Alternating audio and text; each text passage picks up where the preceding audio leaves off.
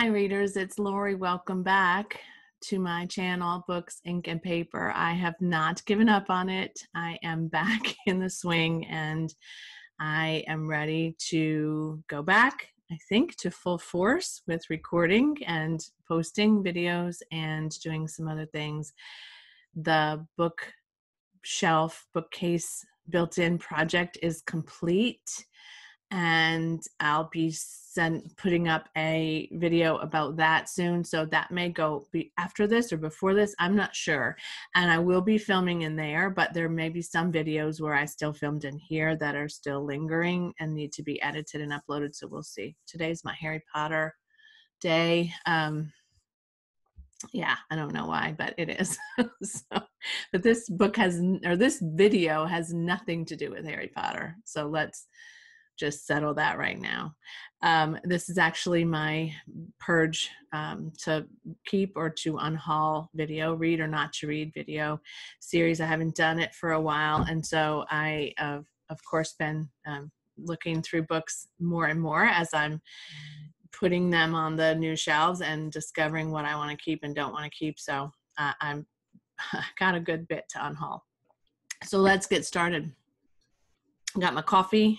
Got my microphone working, got everything going, so let's start. So one of the first ones that I found on the shelf when I was restacking is a complete guide to herbal medicines, which is written by Charles Fetro and Juan Avila.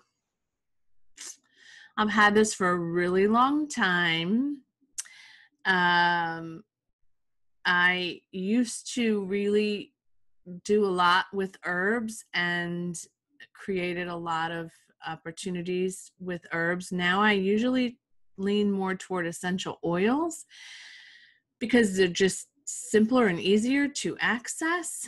But I do like the holistic nature of homeopathic remedies. I'm not a big fan of medication, although I have to take some for a variety of reasons, but mostly I don't have to take a lot of medication, mostly just for my diabetes, but I take a lot of herbal or mineral supplements as well. I've really never cracked this open a lot, and it's pretty old. It's very comprehensive, there's no question. I pretty much know what to do with echinacea now. Over the years, I've learned a lot. Chinese rhubarb, it's hard for me to access. A chaste tree. According to legend, monks chewed chaste tree leaves to help them maintain their celibacy vows. Oh, well, there you go. Bay, Angelica. Sorry, I'm a big Hamilton fan. I don't know that I'm going to keep that. The 5 Dysfunctions of a Team by Patrick Lencioni. I was given this by a team leader who was pretty awful. And I was on a team that was pretty dysfunctional, and we were all given the assignment to read this. And I separated from that company before we ever got to discuss it. But I did later read it in an effort to, I had started reading it too, but I did read it to inform the work that I do with groups and teams. I don't love it. Pretty sure I know what I'm going to do with that, but we'll see. Then I have a first edition signed copy of The Signature of All Things by Elizabeth Gilbert, who also wrote Eat, Pray, Love. This is a novel about moss, and it's really very beautiful. Whoa, I'm so off kilter. I'm so rusty. It's very beautiful.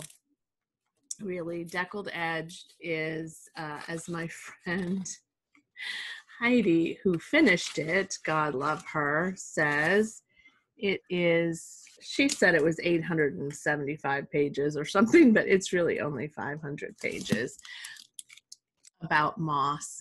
It's a signed first edition, and I tried to read it. I really did. God love her. I never read anything since Eat, Pray, Love that she's written that I liked. So I tried, and I don't see myself ever trying again. So I'm going to sell this though, because I think I could sell it on eBay. It's a signed first edition and it's in great condition. So I know I'm going to unhaul that. There's no question in my mind.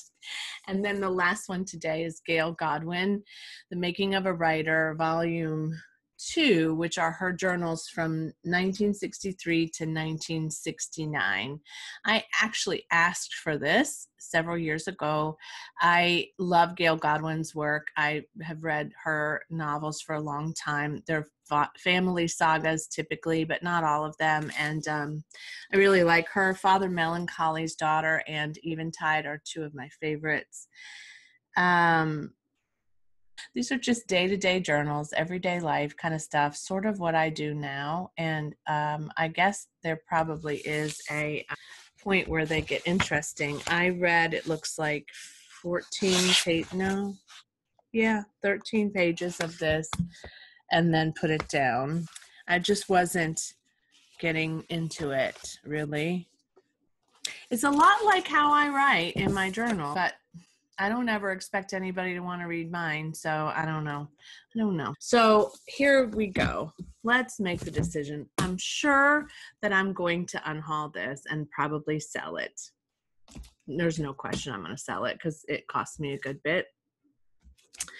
The Herbal Medicines Guide. So is there anything in here? First of all, there might be some updates to this because it is, it's pretty old. I've had this for a good long time. This was written in 2000, so it's 20 years old. Also, is there anything in this book that I can't get? Oh my goodness. It's also a very, very cloudy day. Is there anything in this book that I can't get on the internet? No. If I were to really want to look up an herb, all I would have to do is Google it. So that's going to be unhauled too. This book was not great. And I really do have a great body of knowledge and work now informing team development and functional teams and how to create functional teams. And this was pretty, it wasn't great. And it kind of carries with it some bad memories of a very dysfunctional team I was a part of. So it's gone too. 3 out of 4 so far.